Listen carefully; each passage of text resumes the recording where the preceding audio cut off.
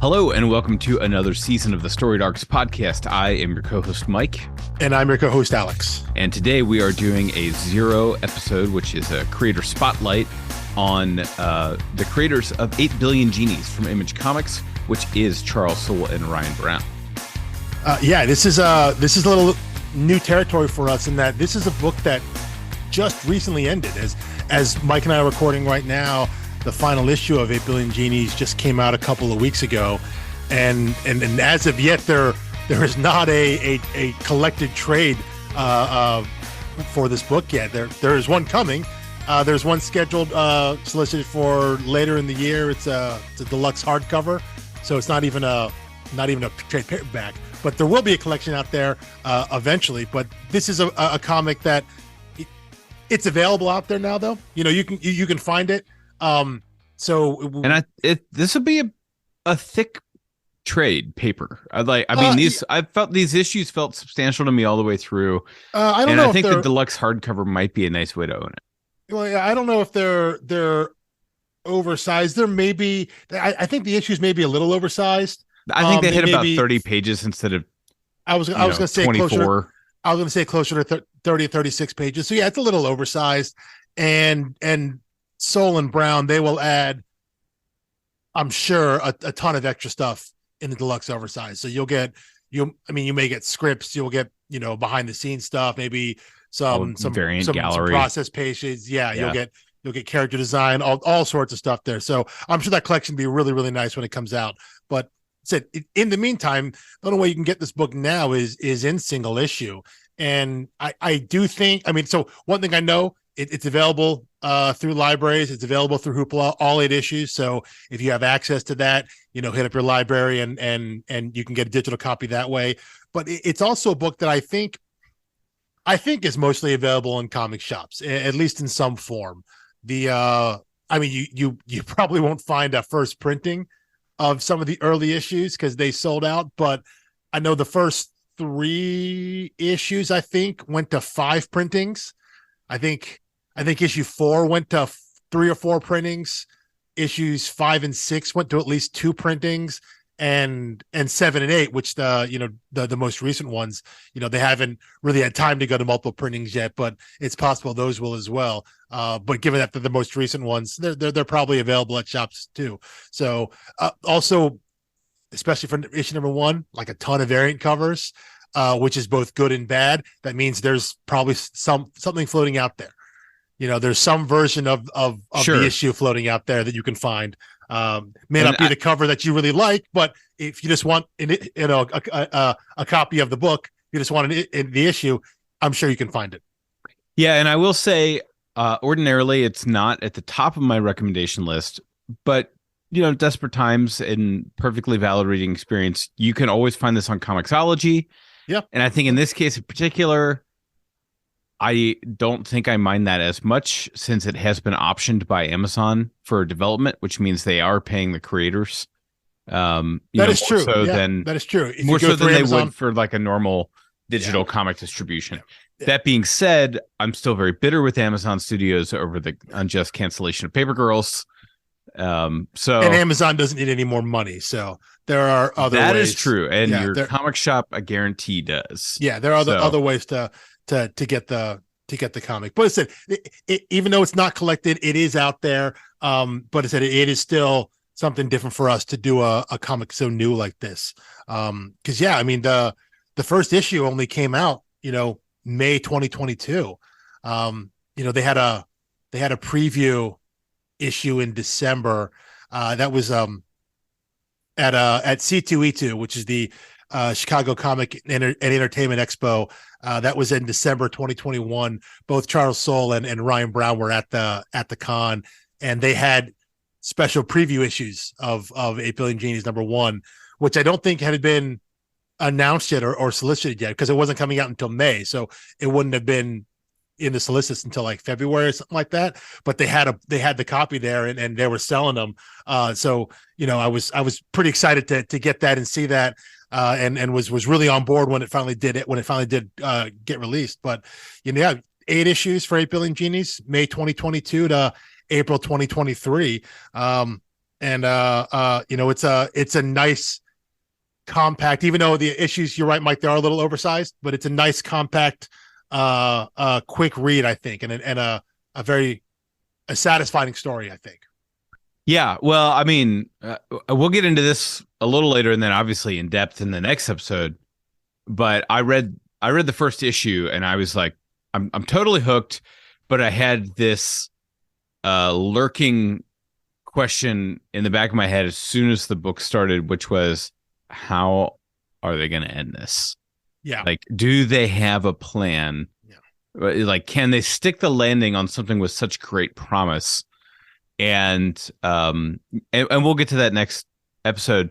Although I will say, by like issue 4, I forgot about that. I was just so wrapped up in the experience and enjoying it, and I couldn't believe the premise kept expanding on itself in the way that it, kind of said it would. It was like 8 hours, 8 days, 8 weeks, months, 8 years. Yeah, we'll get there. But now, I right off the top, I agree entirely with that kind of mindset as you start reading it. You kind of go through those stages with the story. So anyway, let's get into these creators a little bit. Sure. I think let's go with the biggest name first, which is sure. Charles. Yeah, Charles Soule. Charles Soule, the writer. He has mostly the main chunk of his work, I think, is he's known working at Marvel. He's got a little bit of DC work kind of early on. Kind of notably, he had a few years on writing Swamp Thing. He took over the title after Scott Snyder. He also originated the title Superman Wonder Woman. That title, he wrote the first 12 issues of that. Was part of the New 52 reboot. That was the one that had that one killer movie poster variant. Yeah, they had like the Gone with the Wind, Superman, Wonder Woman. Is that it? It's that series. It's that series. Yeah, he wrote the first 12 issues of that. He wrote a little run on Red Lanterns. Said it wasn't not a whole lot of DC. His main for hire stuff, his main superhero stuff. Well, I guess not a superhero. I guess I should say for hire stuff is at Marvel. Most notably, runs on both Daredevil and She-Hulk, which is fitting for Soule because he is a lawyer by trade, like in his day job, and I don't know if he's still a practicing lawyer at this point, given how much writing he's done and kind of the success he's seen. But he is a lawyer by trade. That's where he started out. So him writing both Jennifer Walters and Matt Murdock seems very, very fitting. Sure. To the point where I believe his She-Hulk run wasn't a direct influence on the Marvel Studios show, the Disney Plus show for She-Hulk, but it was kind of an aesthetic influence. The idea of her spending a little more time in court, a little less overt superheroing, and a little more on the legal side, the Boston legal vibe. Yeah. A lot of that vibe came from Soule's run. He also had a decent impact writing both the Inhumans and the X-Men in the era right before where we are right now for both of those books. Most notably, he co-wrote the Inhumans versus X-Men event. He co-wrote that with Jeff Lemire. That was 2016, 2017, somewhere in there. And he wrote he wrote an Inhumans title. He wrote some various X titles in that time from between like 2014-ish, 2018-ish. He relaunched a new version of Astonishing X-Men, and a couple other books like Death of Wolverine, and then also possibly The Return of Wolverine as well, because no one ever dies. But it was sure. a lot of the X-Men books, I said, right before the current Krakoa age of X-Men, which started in 2019. So for the 3 or 4 years right before that, he was heavily involved in the X Office. But I would say his biggest impact at Marvel has been in the Star Wars office, without question. Starting in 2015 when Marvel bought Lucasfilm, or when they purchased Lucasfilm and started to revisit the story in the comics, Soule's been involved in some way pretty much from the jump. Initially started out writing some of the kind of the ancillary miniseries. So when Marvel brought the Star Wars books back, they set the story in between episodes 4 and 5, between A New Hope and Empire Strikes Back. And Jason Aaron wrote the main title initially, and then Kieran Gillen came in and wrote the main title. And Charles Soule was writing some of the ancillary titles, like he wrote a Lando Calrissian mini. He wrote a Obi-Wan and Anakin mini. He wrote the Poe Dameron series, which was obviously set in the sequel trilogy timeline, so it wasn't part of the same continuity as the main Star Wars books. That was very good, and he also wrote a very, very good Darth Vader series. That was kind of series 2 of Darth Vader, which that was actually set post Revenge of the Sith. So he had written a lot of these ancillary Star Wars stories. Oh, he also wrote the Rise of Kylo Ren, which is like the backstory of Kylo Ren. So while the main Star Wars books were going on, in between episodes 4 and 5, he was writing some of these ancillary stories in the world of Star Wars, expanding the universe both in the sequel trilogy and some of the other books as well. But it wasn't until 2020 when Marvel ended that current Star Wars line, and they jumped the timeline to in between episodes 5 and 6. So now we're set between Empire Strikes Back and Return of the Jedi. When they did that in 2020, Charles Soule was brought on to write the main line title, the main Star Wars title, and he's been directing the Star Wars line ever since. It's a little strange because in the Star Wars timeline, between episodes 4 and 5, there's 3 years canonically. Right. There's 3 years of time. And in between Empire and Jedi, there's only 1 year of time. And it's also fairly obvious what happens in between. It's the Shadow of the Empire. Was the original. Yeah. Well, the gap fill there. Old canon is gone now. But when you watch the movies, at the end of 4 is a pretty definitive ending, with the Death Star blowing up and the medal ceremony. And then when we jump in on 5, they're on Hoth, and there's 3 years there, and a lot of stuff can happen. So it was real fertile ground for storytelling. And that's what Marvel and Lucasfilm really mined in the comics. In between episodes 5 and 6, there's only 1 year. And obviously, from the end, right the end, when Han goes away with Boba Fett, and we know where he's going, and then we pick right back up with the rescue mission of Han on Tatooine. It's like there's only 1 year of time there, but it's pretty obvious what's happening. Like they make a plan to get Han back from Jabba the Hutt. It seems pretty straightforward. But what Soule has done is he's created a whole mythology there, a whole timeline, a whole set of events surrounding Kira and Crimson Dawn from characters from the Solo movie that no one liked because it wasn't very good. But it brought in this whole War of the Bounty Hunters and Crimson Dawn, this fight against the Empire, and he's woven this incredible story that again takes place in 1 canonical year in Star Wars, but he's been directing that for the past 3 years now in Star Wars, and it's been really, really phenomenal.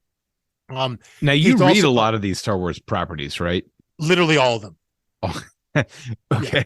Yeah, literally all the Star Wars, all the Star Wars comics. I haven't read all of the novels. That's a lot there, but I read I've read every one of the Star Wars comics. Yes. Okay. Yeah. So, and what I've been told is I grew up watching 4, 5, and 6 on repeat, wore out the tapes, read some, of, I guess what back then would have been called fan fiction. Now it's called like legacy or something, books. Well, it wasn't the Crispin Solo trilogy. Well, yeah, it wasn't fan. It was official. That was the EU, the expanded universe. It was all official. It's just, and it was canon. It got decanonized now. Yeah, now it's called Legends. Legends, yeah. Yeah. So I interacted with a lot of that stuff. I was young enough when the prequels came out that I watched them in theaters as a young Star Wars fan and really enjoyed the experience. And I'm right of that age where by the time they really came out on DVD, I was aware of the not good elements, to put it mildly. So now I don't really enjoy the prequels anymore. And then, I was excited about, the J.J. Abrams one coming out. Saw all those in the theaters, and not a big fan of the sequel trilogy. I'm like the one guy who didn't like Rogue One. So I'm just like, you know what? I think I'm out of like the Disney Marvel Star Wars or the Disney Star Wars stuff. And my friends who are huge Star Wars people have said like, oh, you need to watch like the animated stuff and you need to read the comics. That's Yeah. where the best stuff is happening. Well, It's not actually on the big screen. it's definitely not on the big screen. Now, I will say, I mean, I loved Rogue One and I loved Andor.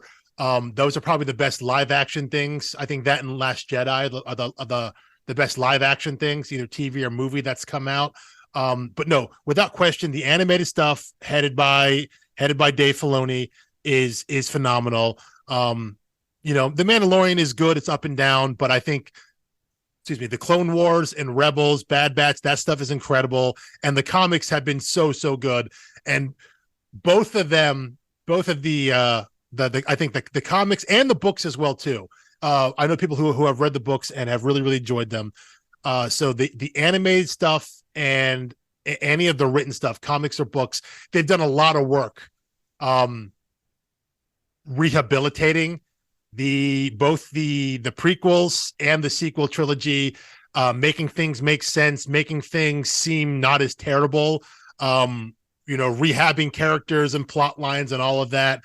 It's a lot of obvious retcon work, but it's still really good. And I said I love the comics, and Soule has been a huge part of that at Marvel. On top of that, he's also one of the main architects for the High Republic era, which is this new idea that Marvel and Lucasfilm have brought forth. It's an era of the Jedi, I think even well before the time of like Knights of the Old Republic and all that. I can't remember the exact timeline, but like one of the new Star Wars shows that's going to come out, The Acolyte, is set during this time frame, which is way in the past. And this High Republic era is something that they've really kind of pushed, this kind of initiative they've had to tell different types of Star Wars stories. And Soule has been a huge part of that. To the point where I think just last year, I believe he was brought on as an official creative consultant at Lucasfilm. So like he has input, significant input, I think, on the stories and the worlds that Lucasfilms is building with Star Wars. I guess I said I don't know how much of that is with the current things that are going on, but I do believe that was probably tied to like the Acolyte and the High Republic stuff, because he said he was one of the main people involved in creating that, to the point where he aside from comics, Soule is also he's also a novelist, and I believe it was called The Light of the Jedi, which was one of his novels that he's written, which is a specific High Republic novel that kicked off.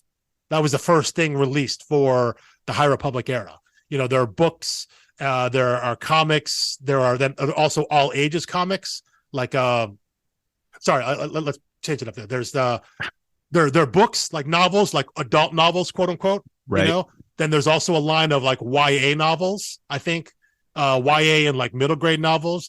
And then there are the High Republic comics and various spin-offs, which are like, again, quote unquote, for adults. And then there is the High Republic adventures, which are the all ages, like kids comics. And so they're really blanketing and hitting this High Republic from a whole bunch of areas. And said his novel, I think Light of the Jedi was the first kind of salvo into the High Republic era that anyone ever saw. So he's been real involved in that. He has some other books as well, which I think are really good. They're kind of soft sci-fi. The Oracle Year and Anyone.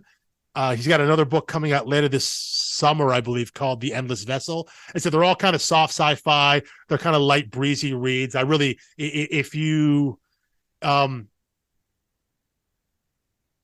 like your science fiction, I kind of want to say it's a little like Quantum Leap in that it's like it's real world, but like with just like one little sci-fi twist. It's not a fantasy world. Yeah. It's not it's our world with just a little bit of advanced tech or a little bit of something out of the ordinary that makes something special or different. And I think that's generally what I like. I mean, just like when it comes to fantasy, I like the urban fantasy. I'm like, Yeah, take the yeah, world yeah, I live in and add a yeah, twist, yeah, yeah, so yeah, that I'm yeah. not memorizing a bunch of new maps and languages and Exactly. you Yeah, know, and I histories think, and things yeah, like that. the Oracle Year and anyone are along those kinds of lines. They're really really fun reads and really good to. I think you can burn through them really quick.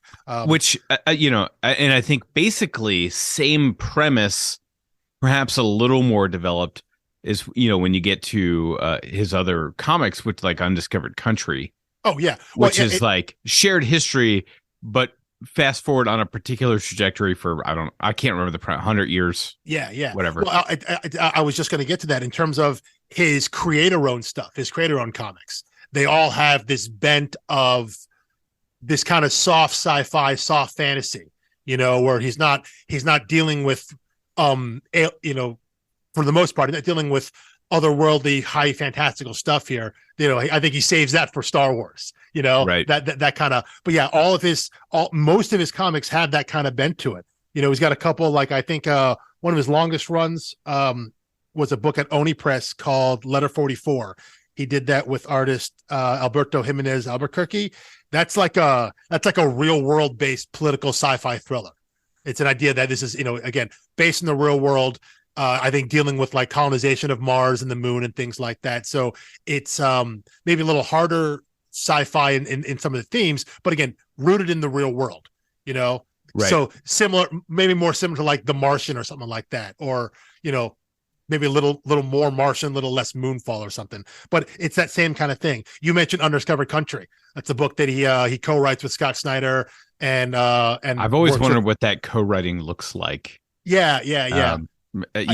There's just no way to know unless you talk to them. Well, But there are a lot of ways you can do it. The couple that I think of right away on you think of Grayson, like Gotham Central, well, I think where Gotham you Central, alternate. yeah, Brubaker and Phillips, You handle they the storyline, I handle that one. yeah, they broke it up based on characters. I was thinking of Grayson as well, which was Tim Seeley and Tom King. Yeah. That was Tom King's earliest work, and so it was almost like Tim Seeley was mentoring him, I think, where they would break story together, and then maybe Seeley would break down and actually write the dialogue, specific dialogue and scripts. So they would come with the ideas together, and then actual scripting for paneling and things like that would go to Tim Seeley. And then as they worked together longer, then they kind of maybe shifted off issues or things like that, or who actually did the scripting as kind of Tom got more and more familiar. So, but with Snyder and Soule, I mean, they're both experienced enough. They know what's up. So I wonder if it's more just a matter of them co creating story, knowing where the character's going to go, what they're going to do, what they're going to encounter, and things like that. But yeah, that's currently ongoing. He has another book in Image with Will Sliney, Hell to Pay, which I think is just an ongoing miniseries. I think that's like it's another 8. I was gonna say I think it's 3 or 4 issues into either a 6 or 8 miniseries, which is that's an interesting book. It's an interesting idea. The idea of like having to collect coins from the devil or for the devil. But I think literally the Phantom Stranger. Yeah, kind of. Yeah. He also has an early book with Image called 27, which is a comic with Renzo Pedestra that it's inspired by the fabled 27 Club. You familiar with that? I'm not. No. It's the idea of the number of legendary musicians who all died at age 27. Oh, okay. Like Janis Joplin, Kurt Cobain, I think Jimi Hendrix. If you Google 27 Club, you'll see like some of the most legendary names. And so I think Charles Soule is also a musician. He's also very much, so aside from the comics work and being a lawyer, he's also a musician. So I think music plays a big part. And so this idea of setting a comic in that idea, inspired by that, is something that really appeals to him. But I think obviously the most relevant to our discussion here will be his previous comic he did with Ryan Brown, which was Curse Words, which is ran 25 issues in Image, plus a handful of specials, plus a final, like a finale that they did through Kickstarter because it happened to come like during the COVID lockdown. But that's a completely wild and ridiculous book, very similar in a lot of ways to 8 Billion Genies. It's about a wizard who comes to Earth and becomes super rich and famous because he's out here doing magic for people. But the twist is that he's actually evil, and he was sent here by his boss to take over the world. But he liked being rich and famous better, so we did that instead. And that's where the tension lies comes from. But because we're dealing with magic and things like that, again, you think about the art and what it can do. It can get really absurd really quickly, really fantastical, really out there. And if we think about what 8 Billion Genies is about, as we'll get to next week there, but you think about the art and how absurd and ridiculous and over the top it can get because of what your imagination can. You're only limited by your imagination.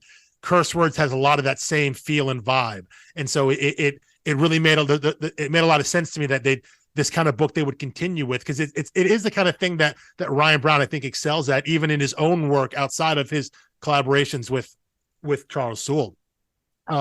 Namely for Ryan Brown, who, again, we'll say on this book, he is the artist. He's the main colorist. He did the design work. I think he does his own inking and everything. He's basically all of the art there on 8 Billion Genies. He has his own book that was probably his most well-known is God Hates Astronauts. It's a book that he wrote and drew initially as a webcomic and then eventually came out through Image. It's kind of it's a satirical superhero comic. It's kind of poking fun at superheroes and kind of, again, the absurdity and over the topness, and that really fits his art style. He's done some other stuff as well. I think he's done some stuff at Valiant. Did a run on Quantum and Woody as an artist. Worked as a writer at Dynamite for this comic called Project Superpowers, Hero Killers. And not really familiar with either one of those. I have seen a lot of his work though on covers, both main covers and variant covers on all kinds of books. So as an artist, he does a lot of that stuff as well.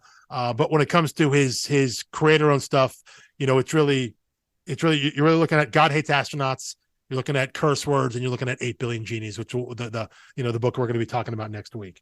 So outside of that, he doesn't have much else. I do think it's funny though. I don't know exactly at when they set it up, but I guess because Soule and Brown like working together and they've done it before, they created a production company, which they called Silent E Productions, because both Soule and Brown have a silent E at the end there, which I think is very good and clever. So now that 8 Billion Genies is done, I don't know what they're going to do next, but I really hope that, I hope that Soule keeps working on Star Wars stuff because I love it there, but I can't wait to see what Soule and Brown do next, because whatever it is, I'm definitely going to be in it. Yeah, and I'm sure Image would like to have more ongoing series. They're always as a publisher looking for that tent pole.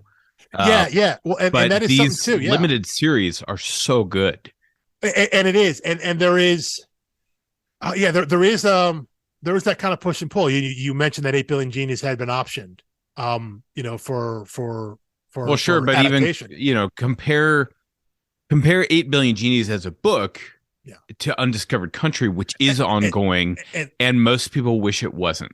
Like even people who liked it early on, and I've kind of trailed off on it.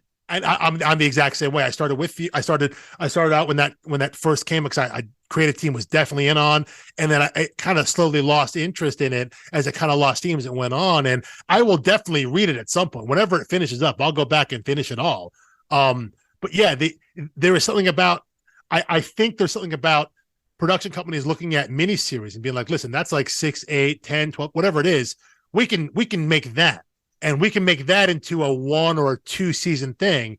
We can pay for it. A prestige thing. Exactly. Get it in and out, put it out there. It can win some awards, and we can move on to the next one. And we aren't pot committed to this thing now. We can make this thing people can get paid and we can be done with it. But I think you're right. With Image, they would want something like Undiscovered Country, specifically something like that, because Undiscovered Country, when that hit, it was one of the biggest releases. I actually have a note about that here. I want to say, oh yeah, I mean, when that first hit, they needed that, because it fell into when it came out, it fell into that window of The Walking Dead had just ended and Saga was still on unknown hiatus, Right. and so Image was scrambling for what's the next big thing, and it seemed like Undiscovered Country was going to be that, and it hit huge, and then I think it really kind of weaned out to, I think, it has its readership, but it's not at this massive level that they wish it was at. Let me ask you something. Now, since we're talking about Image, and now we've covered Image before, on Zero episodes, and we typically don't, re-explore creators, but our very first episode would have been the Zero for Paper Girls, which was Image. And as I'm recalling, we did the Boom creator own in last September for Grass Kings. Right afterwards, and we were kind of talking about the recent, for lack of a better word, boom.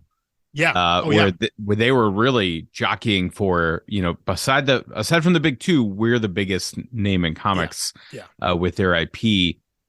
And I've been thinking about that more and more as I watch new solicits and the books I'm following. I think Image is still king, right? Of indie creator owned stuff. Yes. Certainly with, the deal with Brubaker and Phillips. Now they've got the deal with Lemire.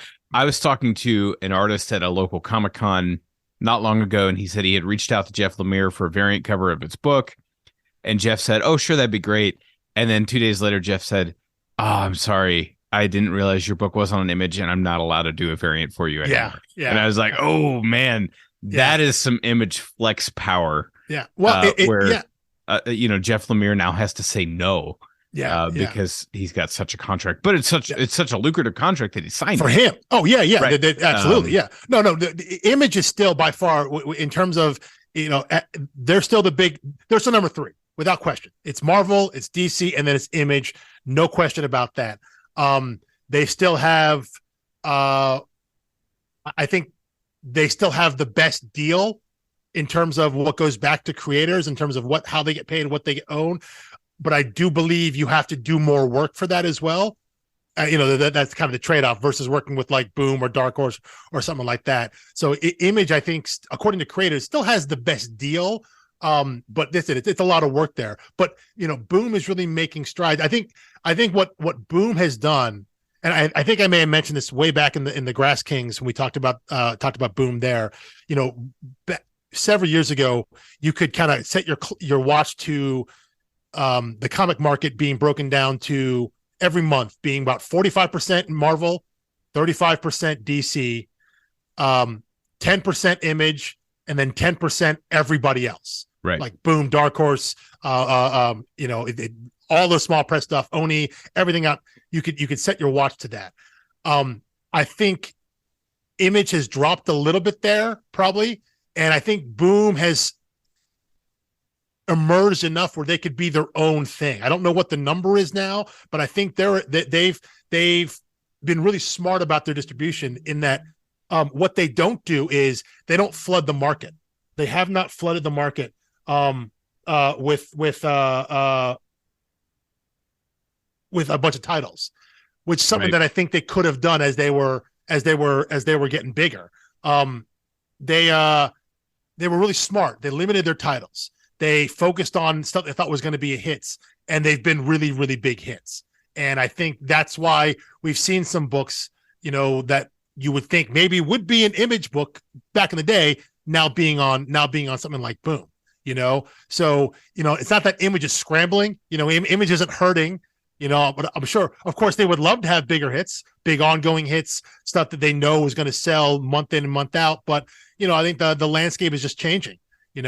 And so, and they have plenty. It's not like they're definitely not hurting. They've got Saga going again, and they've got, I assume Undiscovered Country is still selling well enough if it's still going on. So they have ongoing series. They're crushing it with miniseries. Well, and that's the thing. There's a lot of minis out there, and maybe we're getting to the point now where that's kind of where where things go for Image. I don't know. I can't imagine they would want that.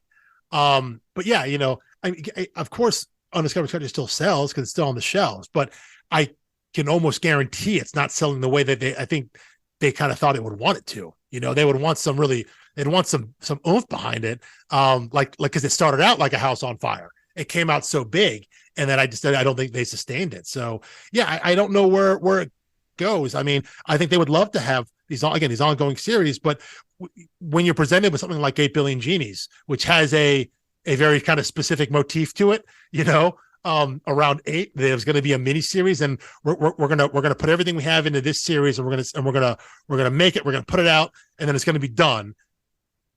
I guess Image could be okay with that if it sells, also with the idea that because after it's done, you're going to get the next one, right? Browne and Soule don't have the same kind of overall deal with Image. They seem like a duo that could be up for it. Now, I don't know what that would mean for the Marvel stuff. Yeah, you'd have to get a huge Star Wars clause. Well, that's the thing though. The deals though for Brubaker and Phillips and for Lemire, that's all creator owned stuff anyway. It's all about when you create a new comic, Image will put it out first.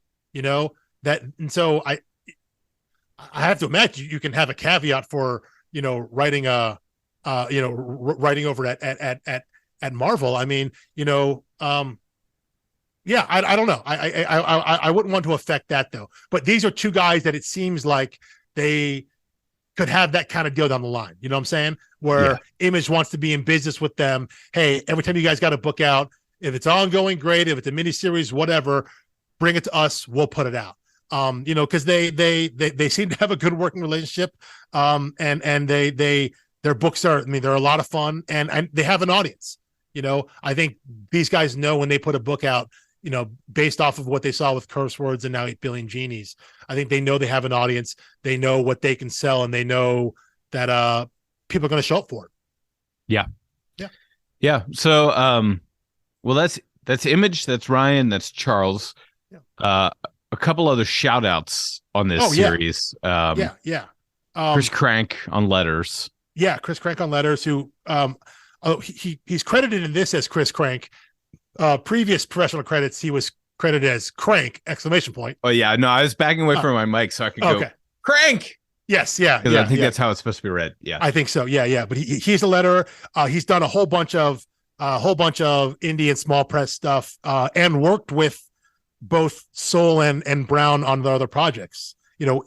Lettering 8 Billion Genies and Curse Words together, Undiscovered Country, Letter 44, God Hates Astronauts, Hell to Pay. So basically all the work that Soule and Browne have done, a lot of it, the creator-owned stuff, Crank has lettered. He's also done a whole bunch of books, kind of repeated business books, I guess. If you look down his CV, books like Hack Slash, Revival, Money Shot, those are all written by Tim Seeley. He has a number of books by Cullen Bunn, Mike Norton, Brian Hurt. Who else here? I mean, we see this Rich, all the Joel time, right? Yeah, I mean, the creators have their letterer. Yeah, and they're guys like, they work with. Yeah. When I'm happy with the product, you stop shopping. Yeah. Well, and I think what's interesting too is that he works with a lot of not the same writers, so he's not working with the same people who give him a similar kind of dialogue beats, but he's also working with a lot of the same artists again, which means he understands where his word balloons and his text boxes are going to go on the panel, so it's not just the same writers over and over again, it's also the same artists over again, and these are the same artists maybe with different writers. It's the people that maybe they're familiar with his work and vice versa, that he knows what to expect from the artist, so he knows he's going to get left, what kind of room he's going to get left, on the panel. He's not going to cover anything up that he's not supposed to. So, it's which the idea I specifically asked Hillary Jenkins about that in our interview with her. I said, when you're doing the art, when you do the colors, and you're like, here's a really beautiful spot of watercolor, how do you know whether your letterer is going to stomp all over that? And she kind of said, like, well, whatever, just trust him. Yeah, exactly. I did my part of it. In the assembly line, basically. And I was like, she's remarkably chill. I could imagine some other artists being much more uptight. I I think to work in this industry, because it's a handoff. You especially maybe it's different when she's coloring there, but yeah, you get your piece, you do it, you hand it to the next guy, hand it to the next guy, next guy, and you have to trust there has to be a trust there, and I have to imagine. And the script guy is already 3 issues ahead. The penciler is 2 issues ahead of you. Yeah. And it's like you really can't slow down the process. But yeah, no, seeing the work that seeing the creators that Crank has worked with over and over again. There's a sense of they know he's going to do good work, and we'll talk about it here. Given the nature of the book, and it's got again I keep returning it to the kind of absurd, fantastical nature of the premise. You can do a lot with lettering, and I saw him do a similar thing with curse words. Again, this and curse words are very, very close cousins in terms of what you're seeing on the page, what they're trying to depict visually. And a big part of that is the lettering. I think Crank does an awesome job because he's not just doing straight dialogue. It's not just people talking. Right. There's so much more that he can get across with the story. Again, because there are no bounds or limits to what they could depict in this comic. So yeah, he had his work cut out for him, and I think he did an awesome job. I think. Sorry. No. I'm going to save it for when we get into the book. I was going to talk about how he had to letter all the translations of different languages and things like that. But we'll just cover that when we get into the book. We'll cover that. Sure. Yeah, we can get that later there. Yeah. I guess the final credits there is we always want to wrap it up here with, giving everyone a shout out. There is Kevin Nipstein, who is credited as color assists. I'm not really certain what that is, but all I do know, we did see that he has worked with Ryan Brown before. I think doing a similar thing on God Hates Astronauts. So maybe that's coming in, doing a little bit of finishing. Maybe it's flattening, whatever it is.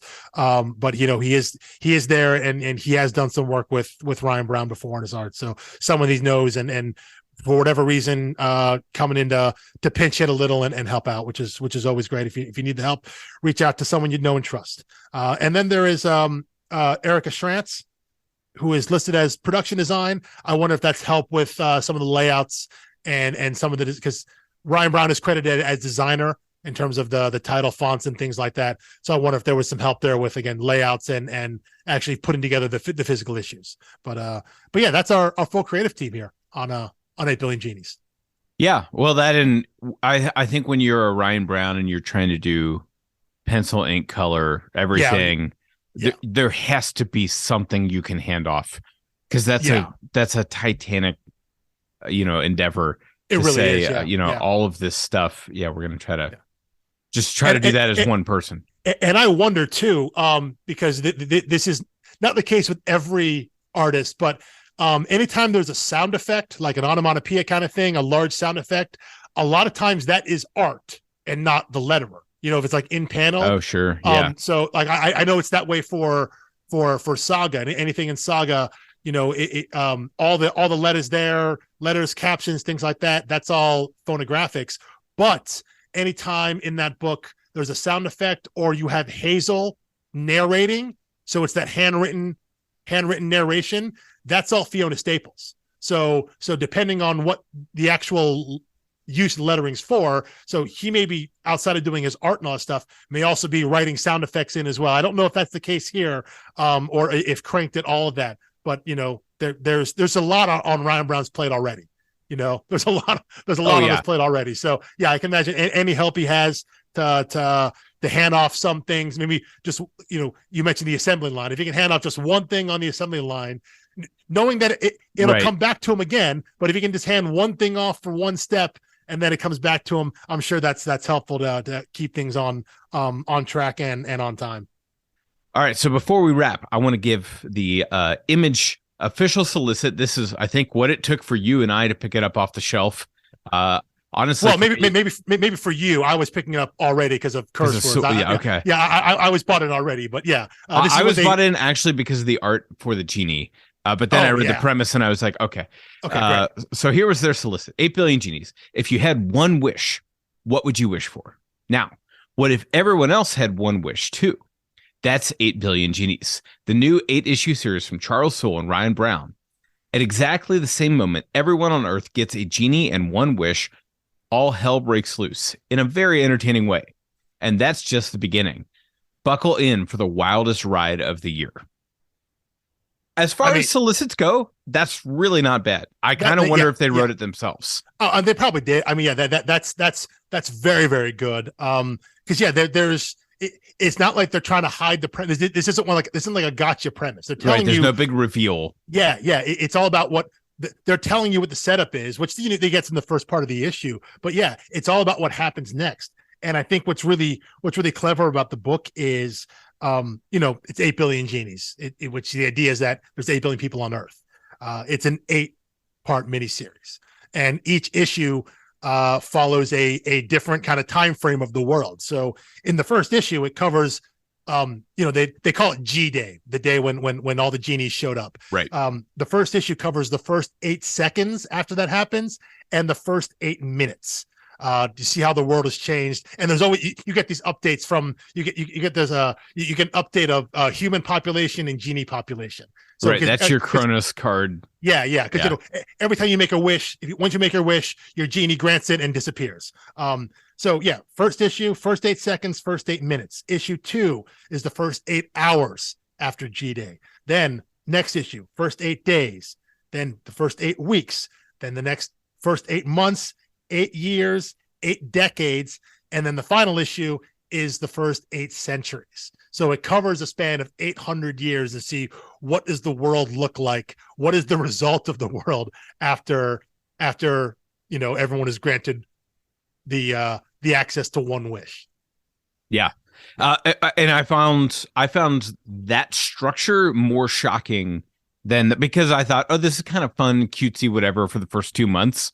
Yeah, but when it kept going, I was like, "Oh boy, Well, it allows for so much story, so much depth, because you are having these time jumps there, but you can see how it affects, and what does it mean to have if you still have your genie after the first week or the first month, right? Well, how does it weigh on you? How are you viewed by other people? Right? Yeah, there's so much added story there. Well, and I think as a reader, you know the structure, so you know what to be wondering about for the next issue. Yeah. And so it's like, okay, well, we did 8 months, so now it's going to be 8 years. It's like just a fun thought experiment, especially if you're not binging it and you have to sit and chew on it for a little while. Oh yeah, if you're reading this monthly, you have to say, oh my gosh, they just did 8 decades. Yeah. Surely the next one won't be 8 centuries. They've got surely there's some wiggle room, and they'll say it's there's some term for a 2-decade span. But they're all in, they're committed in this predictable yet surprising format, and it's one of those situations where it's almost impossible not to come up with an interesting story when you have a premise like that. Oh yeah. And so it's like full marks for the premise. Also, we talk about the wish reluctance and things like that as we'll get into the story. Some great shots at lawyers from Charles Soule.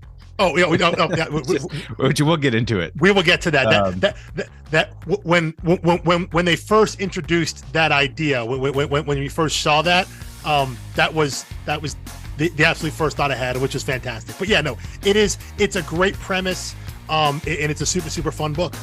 Yes, it is. All right, well, grab yourself a copy of issues 1 through 8 of 8 Billion Genies. Read it any way you can get your hands on it. Hoopla is a great option. Obviously, your comic shop is first choice. And Comixology will get the job done if you want to go there and encourage them to adapt more comic books into IP. It'd be another option for you. So anyway, we will see you back here next week for our full feature discussion of 8 Billion Genies. Until then, I'll see you. Peace.